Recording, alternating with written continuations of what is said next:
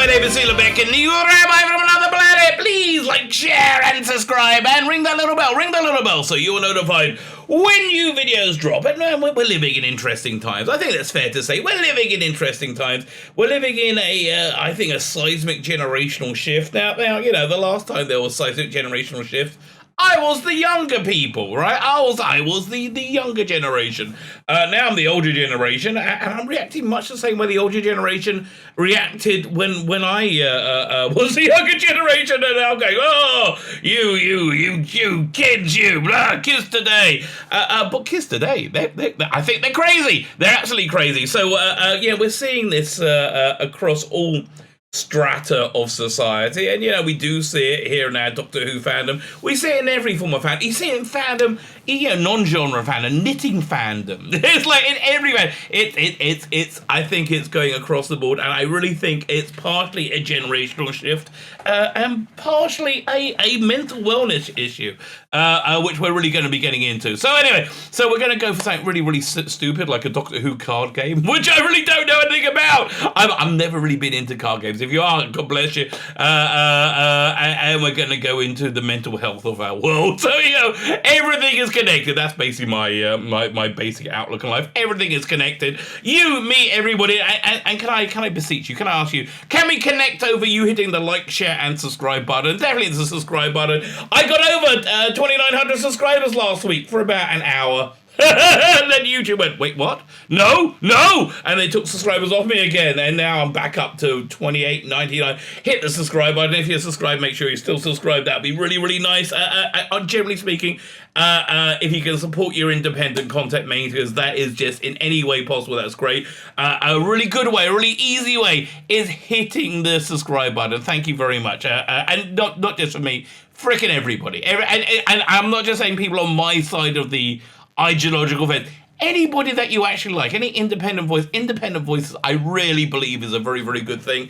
You know, yeah, people think I'm like a crazy, like, you know, right-wing, you know, like flag wave. I guess everything's from your point of view, right? Everything is from the, Star Wars, it all depends on your point of view. But, you know, listen, my basic worldview is that I want the greatest number of people, the most people, to live the best lives and the happiest lives, the most complete lives possible. That's really where I'm coming from, you know, so, you know, that does mean I believe in, like, having good border security and like, free immigration that's fair and regulated, you know, like I think that they're all good things, right? But I think it's coming from a premise that I just want people to be happy, the most amount of people to have the best lives, and I think everybody really feels that way, right? I think that's something that's we've really forgotten in this crazy world that we live in. So anyway, like, share, subscribe. So anyway, so that for that very reason, I think people who are not on the same side of me, they're just vital. It's vital we have independent voices that are able to speak out. And again, hit the subscribe button. It's really good. If you want to be really super, super nice, super absolutely fantabby-dozy nice, go check out my Indiegogo. I'm ending this in just under 2 weeks. But why? Why are you ending this campaign? Because I want to start my next one. I want to fulfill this. I want to send this stuff out, and I want to fulfill it, and I want to start my next campaign. Really, that's why. So if you can go consider looking. If it's not for you, that's great. Go if you can share it. Fan-freaking-tastic. 2 incredible graphic novels. There's one left. One left at the sale price before the price goes up. You get both books for $40. You get a whole bunch of extras, and you can just buy the extras on their own now.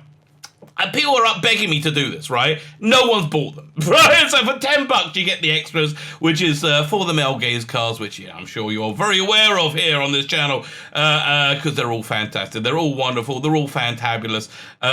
So yeah, the male gaze cards, you can get them for $10. This is the best one. I mean, I love this one. And I love this one. These two are great. The more people buy, the more we get. I would like to expand the range to, like, maybe at least 10. Also, you get this A2 poster called Bohemian Time and Space. If I can click on it, there you go. And then there's add-on posters you can get as well. They're all A2. I pucker stuff, mate. I give you good stuff. So hey, listen, if it's something you can consider looking at, that'd be great. If you want to make a purchase, that really, I mean, unbelievably helpful. But if you can share it as well, that's really, really great. And again, like, share, subscribe. Fine. Let's talk about this story, this reasonably insane story, which I spent a good, I think, about an hour today trying to get my head around. So it starts off over here.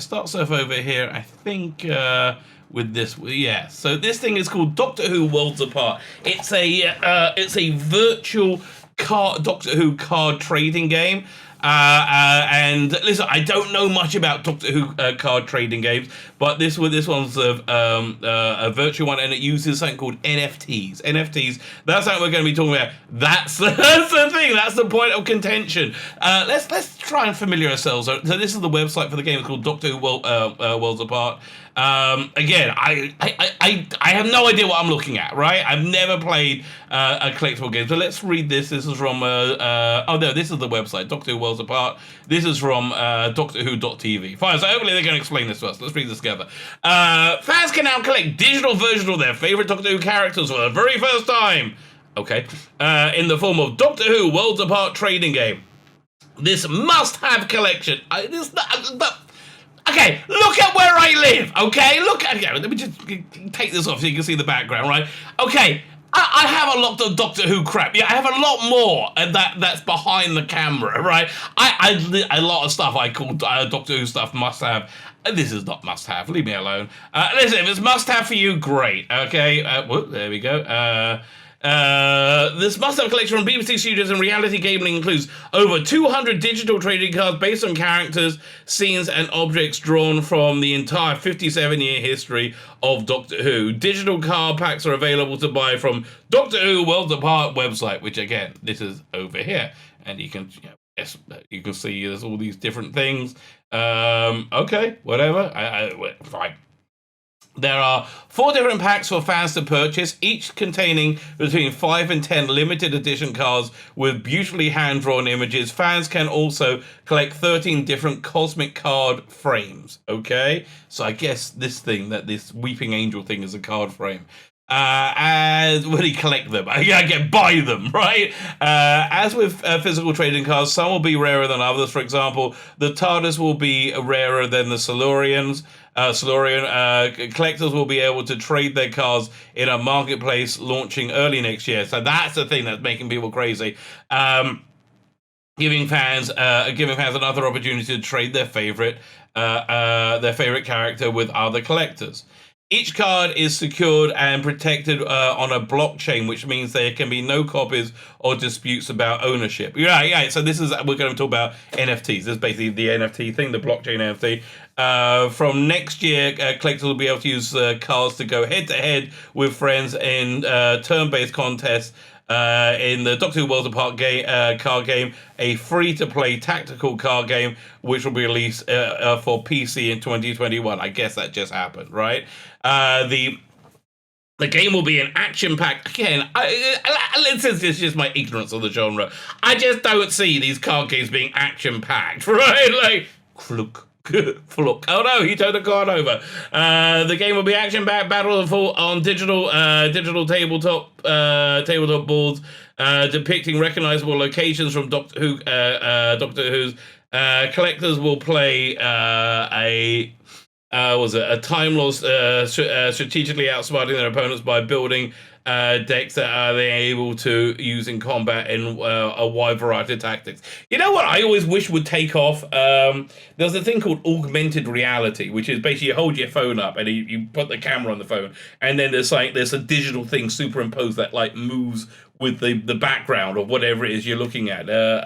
So, you know, if you had like these like digital cards and you could actually have, and the game was like, you got like some augmented reality, like Dalek fighting against TARDIS, and that would be cool. But okay, fine. It's not for me. This is not for me, but this is not really the point. Okay, not for me. Over tactics, fine. We are tremendously excited to be working with BBC Studios to bring Doctor Who. I just want to point out, this is a very like current era friendly game. You see, we have the current Doctor here. That for me normally makes this like I'm not interested in because I really don't want to know about the current Doctor. I really don't like the current Doctor. But you know, it's weird. It's fans of the current Doctor that's really targeting this and for cancellation. We are tremendously excited to be working with BBC Studios to bring Doctor Who's huge amount of huge global community, not as huge as it used to be. Let's be honest. With exciting new digital based on a pastime we all know and love, trading cards. Well, you all know and love. The cards used in Doctor Who Worlds Apart are both functional and collectible, so fans can actually own a piece of the game they play. So yeah, so this is touching on this NFT thing, right? An NFT makes it's a unique digital. It has a unique digital signature. Only one person can own it. So why is this a big deal? So, Twitter psychos, as I said at the beginning, there's Twitter psychos everywhere, across every strata of society. And I think it's more of a generational shift more than anything else. But Twitter psychos don't like NFTs. They don't really know why they don't like NFTs. They just don't like it. Again, so an NFT is... it's a unique digital thing. If somebody buys an NFT, only that one person or as many people who buy it can access it, right? And it's like a unique thing that you can trade. It's like it's very, very close to being a physical object. So the reason they say they don't like it because it uses up a massive carbon footprint, but that's okay. They can do like an NFT can be freaking anything, right? And they can use a lifetime's worth of electricity to like power itself. That's true. These ones do not. These ones use like virtually nothing. They use less. There's a less of a carbon footprint than the people going on Twitter screaming about. I know it sounds weird, by the way, that people are going on Twitter screaming about like how terrible this is. And it's all the usual suspects. It's all the people, the fans of the current era who are freaking insane. They're absolutely insane. So they put this change.org thing out. And they haven't got 500 signatures yet, which is good. That's the other thing. There's virtually none of these people that make all this noise, right? They have 326 signatures. This is where they're with all their, I guess, sock puppet accounts. This is about the number, I think, of crazes we have that have taken over and are holding our fandom. And every fandom's around them. 326. So let's just read this. This petition. Whole production of Doctor Who Worlds Apart and release its environment and reassess its environmental impact, which again is less than this post right here. The environmental is lesser than this. Than people have been tweeting about this. Okay. Given the environmental impact of NFTs, but don't talk about the environmental impact of Twitter, as has been rather notably brought to light by the media in recent days, we are calling on the following parties. We're calling on is a code for we're harassing and threatening. Vanessa Hamilton, because we've got to name them personally. Doctor Who's brand head, and I bet they instantly they began to soil themselves. Ralph Lee, BBC Studios head of content, Jan Peterson, and other relevant parties, relevant BBC studio partners we have not explicitly named, but we will! The Inquisition will come for them! You will tell me! I guess, I imagine the end, was it? Episode 5 of Genesis of the Dalek, there's episode 5 or 4 or 5, where Davros is telling the Doctor to tell him about all the Dalek defeats in the future, right? And then he's torturing Sarah Jane and Harry's like, you will tell me! You will! That's what they like. That's exactly, I mean, they are the villains. We haven't named them, but we will! To have the production of the NFP trading card, Doctor Who Worlds Apart, hold it immediately! Immediately! I think we got to pull out Angry Jodie Bear for this film, don't you? Yeah, I do. And a full and transparent environmental assessment to be conducted. Again, if an environmental assessment was conducted, the Twitter crazes who are losing their minds about these things would be found to have a greater environmental impact with their protest. You know, I'm a rabbi. Yeah, I might mention that once or twice. So I go to synagogue a lot, and there's a thing in synagogues, right? Universal. No matter where you are in the world, what denomination.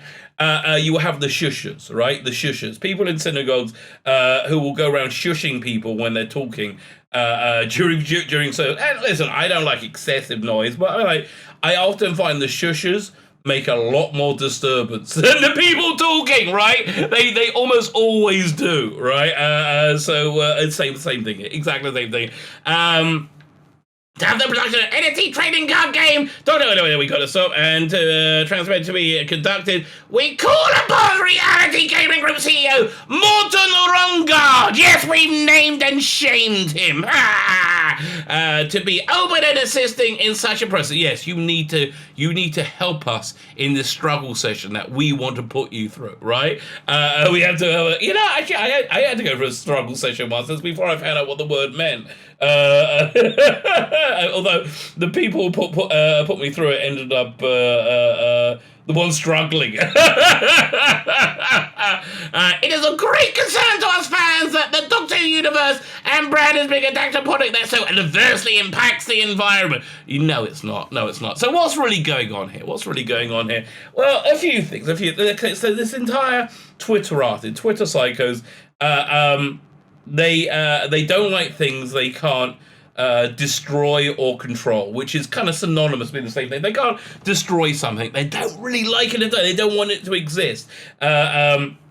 So there's that going on. So this NFT thing is giving a new lease of life to artists, to independent artists, that they could sell their work for more money. And believe me, if I could work out a way of getting on this NFT bandwagon, I would so get on this NFT bandwagon. It seems kind of cool. I mean, again, I have no idea how to do it, but I would very much be up for it. But they don't like anything they can't control, and this does give a lot of power to your independent creator, and they don't like that. They don't like, because more than anything, these Twitter psychos are massive conformists. They're massive conformists and docile and stupid, right? So here's the problem. So these massive conformists have been been told to conform to a bunch of stuff that's going to make them intrinsically miserable, and so they're intrinsically miserable, and because they're miserable, they're filled with hate, and because they're filled with hate, they lash out at everything and anything they can. They have nothing but dislike for the unliked. So let me just establish this point. So this is from article from a few days ago. CNN ridiculed for saying there is no consensus for assigning sex at birth. So this is a lot of things will be like, who cares? So CNN is part of like the insanity of the world that says that gender and physical sex don't really exist, right? They're all kind of whatever you want at the time. And if you say anything against this narrative, you will be disadvantaged. I mean, this is essentially why my channel was demonetized, because I just listen. And again, if you're one of the, I think, very small percentage of people who gender is fluid for, so what? Good for you. But it's a teeny tiny percentage. Normally speaking, a normal thing, gender is not fluid. In fact, and here's the thing we're going to get to. This entire worldview that they so radically and so fervently believe in is based on complete falsehood. So, and again, the question is, so what? Who cares? The answer is it destroys lives. It makes people miserable. Now, firstly, we know this drive for people to embrace transgenderism, right? This drive that so people can change their gender I think there's a real push to, if somebody shows an interest, to get them to have surgery, to have puberty blockers, to have whatever to change their gender, and then the results are almost universally massive depression and suicide rates. It's not been a successful policy whatsoever. It's been a policy that really destroys life. But this is the thing I really wanted to get to. I think it really shows up where we are in the world. So let's look at this graph over here. This was posted by a gentleman called, I think, Ron Getz on Twitter, who's quite a good data analyst, right? And he will bring up interesting bits of data to look at. So this chart is asking, has a doctor or other healthcare professional ever told you have a mental health condition? Percentage of people said yes. Now, here's the interesting thing. This first chart, it divides it between ideology, right? So we have ideology and race. Now, I hate labeling people by race. I can't stand it, but unfortunately, this is what the Twitter crazes have done, right? The Twitter crazes want to divide everybody by race. And, I do think that there's a rather dark push behind this, and I think the point of this is to divide the Western world, so people who are not in the Western world can then do what they want without Western world pushing back. Like case in point, the who is it? Taiwan is currently looking at being invaded by China, right? It's currently Ukraine equally so looking at being invaded by Russia. And I think if everybody's divided by race or identity, intrinsically divided as well, then there's no way of unified response. There's no way that the US, for example, could come and respond to it if they're completely divided, which at the moment they are completely divided, right? So there are very real world consequences to this. So this is the first real world consequence.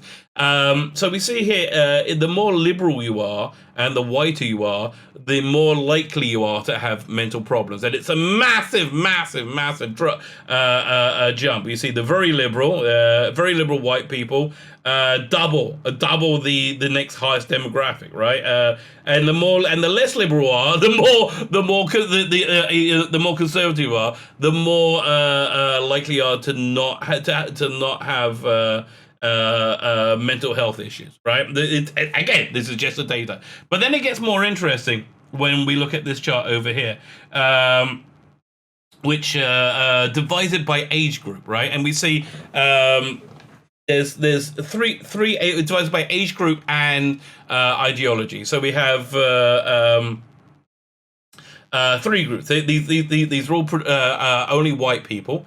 White liberal, white moderate, and white conservative, right? So the white liberal people, if you're in the 18 to 29 group, you have a 45.9% chance of, if you're a white liberal between 18 and 29, you have a 45.9% chance of having a mental health disorder. I think that's quite a big deal, right? If you are 30 to 49, less of a chance. If you're 50 to 64, less of a chance. And if you're 65 plus, less of a. So, part of this is just getting older. When you get older, you get less worried about stuff because you live through crap. And you know how these things. Most of the time, you survive it, right? And when you're younger, you get more worried about stuff.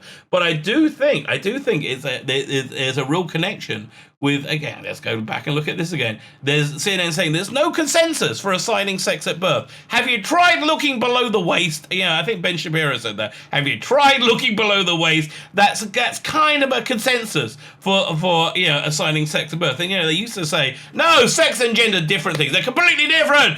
No, now that's flipped because morons, basically morons. So anyway, this data gets more interesting now when we divide it by gender as well. So okay. The blue graph, the blue bar is female, and the red one is male. And we see, and also they're divided by age. If you are a white liberal woman, you have a 56.3% chance of having mental health disorder. right? Between 18 and 29.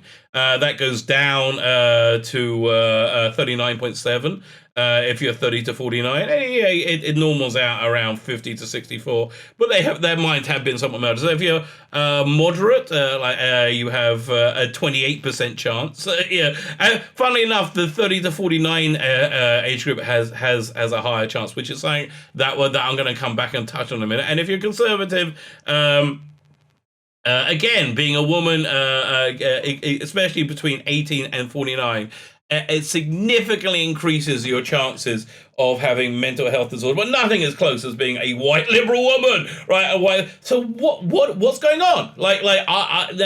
Are we going to say that white women are prone to mental health disorder? I don't think so. I don't think you can say any a blanket mental health statement based on gender, based on identity, right? I don't think you can. I think we're all intrinsically equal. That's my real core fundamental. I think we born intrinsically equal. That's because I'm a Bible thumping creationist. Right? I think we're all equal, right? I just do. I don't think any identity changes that. However, Going back to this for 1 second, which goes against the fundamental nature of reality, saying there is no gender, right? There is no gender. So the result of that is that people go against their fundamental nature, and their fundamental nature is somewhat traditional. Traditionalism is our fundamental nature. People, generally speaking, are happier doing traditional things.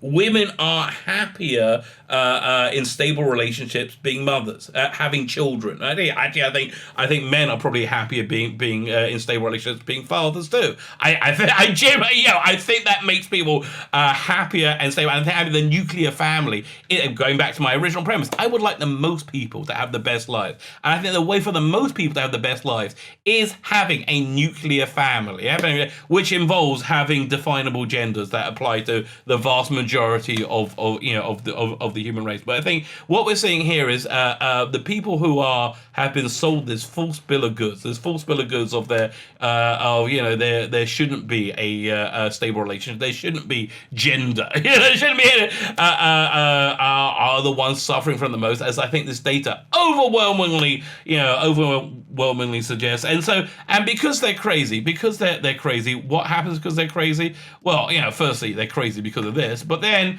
we come to this.